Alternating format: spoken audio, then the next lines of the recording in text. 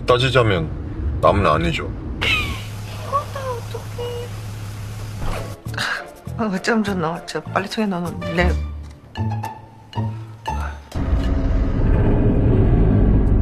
지동건 죽었답니다. 나 때문에 죽은 거냐고요. 사모님 업무가 마음대로 뜻을 해석하고 의미 부여하는 거.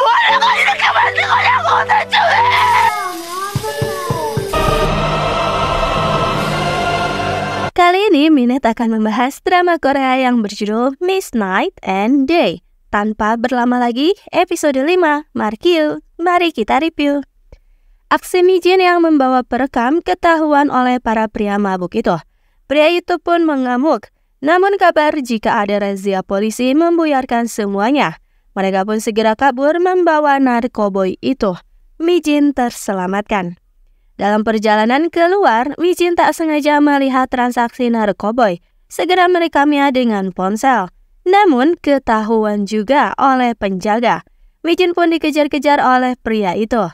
Tapi Mijin memang berbeda. Meskipun berteriak ketakutan, tapi ia masih bisa melawan. Dan ternyata teriakannya itu terdengar oleh Ge Ji-ung.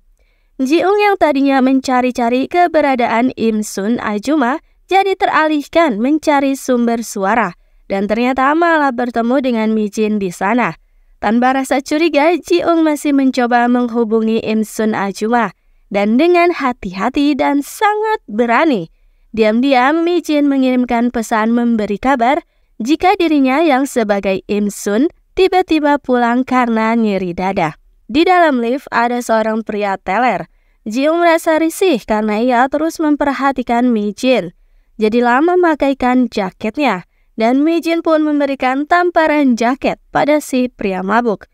Senyuman tersungging dari bibirnya Ji-ung. Ji-ung mengantarkan Mijin pulang. Ji-ung menyebut Mijin bukan orang sembarangan, makanya ia nyerocos dan bertanya di mana alat pelindung diri yang telah diberikannya, dan kenapa tak digunakan saat genting tadi. Ji-ung beralasan jika Mijin itu adalah saksi dan ia kuasa hukumnya. Sungguh bernasib sial, mobil keduanya oleng karena ada hewan melintas dan masuk kubangan. Mereka tak fokus lantaran tadi keduanya sedang adu argumen karena Mijin tadi iseng menanyakan dirinya dinamai apa di kontak Ji-ung. Ternyata ia diberi nama dokumen. Mijin merasa tak terima. Ji-ung mencoba membela diri dan karena tak fokus maka masuklah mobil mereka ke dalam kubangan. Keduanya masih mencoba untuk mengeluarkan mobil, tapi nyatanya Ji-ung malah kotor terkena cipratan dari ban mobil. Hingga akhirnya bantuan pun datang. Ibu dan ayah mengangkut keduanya. Ji-ung pun dibawa pulang karena keadaannya kotor begitu. Dan kejadian lucu terjadi. Ji-ung salah mengambil pakaian ganti. Ia begitu lucu karena jadi memakai pakaian ibu. Tak lupa ibu juga memberikan persediaan makanan alias bancan untuk dibawa Ji-ung pulang. Setelah selesai seperti biasanya, ibu selalu membantu Mijin yang kelelahan sehabis bekerja. Esok paginya, Im Sun berpura-pura memasang wajah kesakitan ketika masuk kerja. Namun begitu, ia masih bisa membuktikan hasil kinerjanya dengan menunjukkan foto-foto di bar semalam. Ji-ung pun segera diseret oleh asisten. Dengan tidak tahu malu, ia menuduh Ji-ung sudah keterlaluan pada Im Sun Ajuma. Ji-ung tak terima dituduh demikian, padahal asistennya itu adalah komplotannya juga. Semalam juga pasti rencananya untuk membuat Im Sun Ajuma tak betah bekerja dan bertemu dengan pemagang senior baru, tapi gerak-gerik bapak-bapak itu terlihat mencurigakan. Kwon ditelepon manajer dan berkata akan segera memindahkannya ke tempat lain. Karena dulu itu memang permintaan Kwon, tapi ia sepertinya sudah betah tinggal di tempat terpencil itu sambil tersenyum penuh arti melihat tingkah Im Sun Ajuma dari kejauhan. Ternyata tadi seperti janjinya, setiap hari ia memberikan segelas ice coffee pada Im Sun. Keduanya berbincang hangat membahas mengenai kegelisahan-kegelisahan Kwon, dan perkataan Im Sun Ajuma begitu sangat Kwon sukai. Secara tak sengaja, Kwon melihat luka yang Im Sun sebut itu adalah tato tanda cinta dari kucingnya dahulu. Kwon berniat membantu menghilangkannya dengan dokter kenalan, tapi Im Sun Ajuma menolak.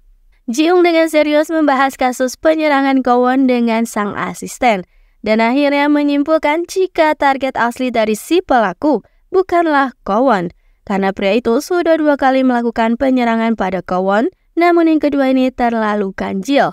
Segera keduanya menemui si tersangka di penjara, tapi jawaban si tersangka bertele-tele masih tak mau mengakui. Setelah Ji-ung pergi, tersangka itu menelpon seseorang misterius yang nampaknya adalah dalang asli di balik penyerangan Kwon, dan terlihat seorang sipir membantunya. Dalam tidurnya, Ji-ung masih saja dihantui mimpi-mimpi masa lalunya. Ia pun menangis mengingat ibunya dahulu, dan akhirnya terpampanglah sebuah rencana yang terstruktur dari Ji-ung. Ia sedang meneliti kasus orang hilang yang berkaitan dengan kematian ibunya, dan apartemen yang ia tempati sekarang adalah tempat di mana ibunya dihilangkan nyawa. Esok harinya, kabar mengejutkan datang. Si tersangka penyerangan Kwon dinyatakan telah tewas di dalam selnya. Ternyata semalam si tersangka mendadak berteriak histeris. Ia merasa kesakitan hingga harus diberikan obat oleh dokter. Namun akhirnya tiba-tiba saja ia tewas. Tapi terkuaklah jika itu adalah ulah dari si sipir yang sudah mendapat perintah dari pria misterius untuk menghabisi si pecandu narkoboy itu. Ji-ung pun segera mendatangi rutan dan menyelidiki semua tempat, menginvestigasi kemungkinan-kemungkinan yang terjadi dan mewawancarai beberapa pekerja di sana. Di kejaksaan, Kwon begitu syok. Ia mendapat kabar dari Im Sun Ajuma jika pria yang menyerangnya telah tewas. Kwon meminta konfirmasi dan penjelasan dari Ji-ung. Apa benar demikian? Dan tersangka tewas berarti karena dirinya? Kwon benar-benar didera syok yang begitu hebat. Begitu masuk ruangan, Ji-ung langsung marah-marah pada Im Sun Ajuma yang sudah membocorkan hal itu. Dan disitulah Im Sun merasa jika ia memang sudah bersalah. Im Sun merenungi kesalahannya di tempat favoritnya. Ia menangis kesal dan marah-marah karena sudah dijadikan tual seperti ini. Sejujurnya Im Sun sudah tahu semua. Ia bersemangat karena sudah bekerja, tapi hanya dirinya lah yang bahagia.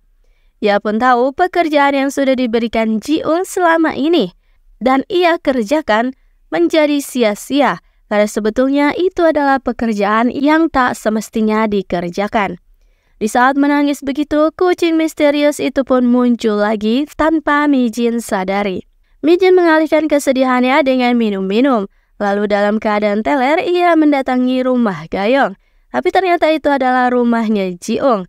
Pantas saja selalu salah menekan kodenya. Bahkan Mi-jin yang teler telah merusak pintunya. Mi-jin nyerocos agar Ji-ung tak memakai kacamatanya karena ia terlihat brengsek. Bahkan Mi-jin mengadu domba kepala keduanya hingga kesakitan. Dan tak terasa pagi pun tiba.